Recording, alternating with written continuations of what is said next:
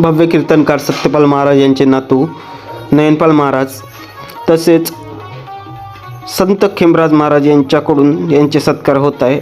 कीर्तन ऐकण्यास भक्तजनाची गर्दी वाढून राहिली आहे, तर कीर्तनास सुरुवात करीत आहे। या भारतात बंधुभाव नित्य वसुदे देवरची असादे कार्यकर्त्यासाठी टाळ्या वाजवा। कारण भाऊ आज खेमराज बाबाचं भजन करायचं आहे, आपल्याला डोमनिशेष बाबाचं भजन करायचं आहे।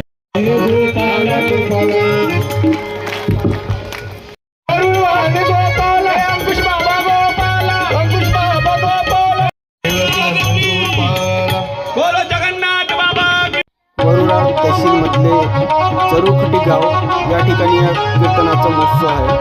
तरी या ठिकाणचे अंकुश महाराज, संत खेमराज महाराज तसेच जगन्नाथ बाबाचे भक्त यांचा सत्कार होऊन राहिला आहे।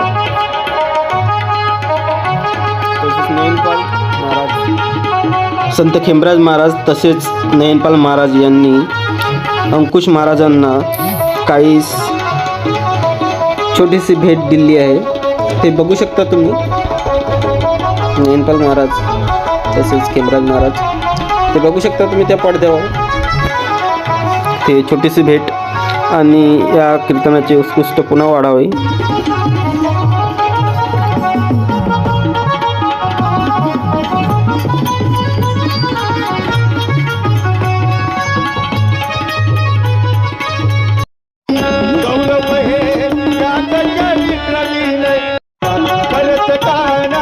तुझ्यासाठी आले मला करत ताना ताना तुझ्यासाठी आले। लोकाईले वाटत असन का अंकुश महाराजांनी हा नाचणारा कुठून आणला, नामदेवराया सांगतात नाचू कीर्तनाचे रंगी ज्ञानदीप लावू जगी। तुम्हाला वाटत कोण्या गावचं पाखरू एवढं फडफड करताय?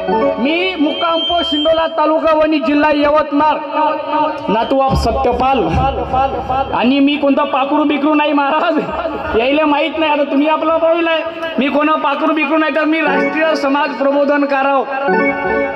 तुम्हाला वाटते कोण्या गावचं पाखरू बा, कोण्या गावाचं आलो पा बैसले डोलात खुद खुद हसते गालात, बैसले डोलात खुद खुद हसते गालात। कोण्या गावात आलं पाखरू, कोण्या गावात आलं पाखरू, बैसले डोलात खुद खुद हसते गालात।